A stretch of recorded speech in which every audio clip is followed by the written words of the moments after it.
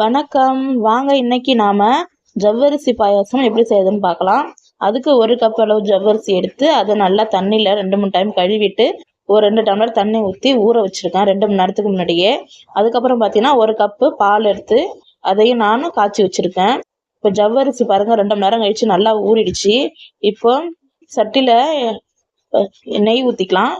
முந்திரி பருப்பு ஒரு 10 போல் உடச்சி போட்டுக்கலாம். கொஞ்சம் நேரம் நல்லா வறுத்துக்கலாம். கொஞ்சம் லைட்டாக பொன்னிறமாக செவந்து வந்தோடனே இந்த கிஸ்மிஸ் பழம் இருக்குது பார்த்தீங்களா, உலர் திராட்சை, அதையும் நம்ம சேர்த்துக்கலாம். சேர்த்து கொஞ்சம் நல்லா கலர் சேஞ்ச் ஆகி நல்லா கோல்டு கலரில் வந்த உடனே இந்த பபுள்ஸாக முந்திரி திராட்சைலாம் வந்த உடனே அதையும் நம்ம எடுத்துக்கலாம். இப்போ சேமியாவை வறுத்துக்கலாம். அதே நெய்யிலே சேமியாவை உடச்சி கொட்டி நல்லா நம்ம வறுத்து எடுத்துக்கலாம். லைட்டாக கலர் சேஞ்ச் ஆகி வரும் வரைக்கும் நல்லா நம்ம வறுத்து எடுத்துக்கலாம். பாருங்கள், கலர் சேஞ்ச் ஆகி வந்துருச்சு. இந்த ஸ்டேஜில் நம்ம ஊற வச்சுருக்க ஜவ்வரிசியை எடுத்து நம்ம அது கூட ஆட் பண்ணிக்கலாம். பாருங்கள், நல்லா ஜவ்வரிசி சூப்பராக ஊறி வந்திருக்கு. இதேமாதிரி ஊற வச்சு நம்ம போடும்போது ஜவ்வரிசி சாப்பிட்றதுக்கு நல்லாயிருக்கும். நல்லா கிளறி விட்டுக்கலாம், மிக்ஸ் பண்ணிக்கலாம். அடி பிடிக்காத நல்லா மிக்ஸ் பண்ணி விட்டு தேவையான அளவுக்கு ஒரு 2 டம்ளர் அளவுக்கு தண்ணி ஊற்றிக்கலாம். தண்ணி ஊற்றிட்டு நல்லா கொதிக்க வைக்கலாம். நல்லா டேஸ்ட்டு கொஞ்சம் இனிப்பு தூக்கி கொடுக்குங்கிறதுக்காக 2 கல் உப்பு போட்டிருக்கேன். நிறையா போடக்கூடாது, சும்மா ஒரு 2 கல் அளவுக்கு போட்டு இப்போ பாருங்கள் நல்லா கொதிச்சு வந்துட்டு சேமியா பாருங்கள் பாதி வெந்துருச்சு. இந்த ஸ்டேஜில் நாம் காய்ச்சி ஆற வச்சுருக்கோம்ல பால், அதை சேர்த்துக்கலாம். நல்லா திக்கான பால் நல்லா கிளறி விட்டுக்கலாம்.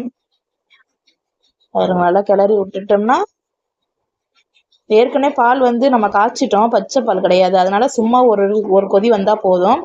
ஒரு 2 ஏலக்காய் தட்டி போட்டிருக்கேன். நீங்கள் ஏலக்காய் பவுடர் இருந்தாலும் போட்டுக்கலாம். ஏலக்காய் பவுடர் போட்டாலும் நல்லா வாசனையாக நல்லாயிருக்கும். இது போல் 2 ஏலக்காயும் தட்டி போட்டுக்கலாம்.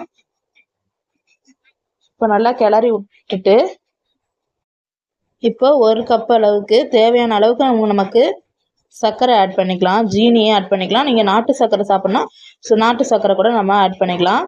நான் ஜீனி ஆட் பண்ணியிருக்கேன். நமக்கு தேவையான அளவுக்கு ஜீனி போட்டுக்கலாம். ஜீனி நல்லா கரையிற வரைக்கும் கரண்டி வச்சு நல்லா நம்ம கரைச்சி விட்டுட்டு சும்மா ஒரு கொதி வர வரைக்கும் நம்ம இல்லை சிம்மில் வச்சு கொதிக்க வச்சுக்கலாம்.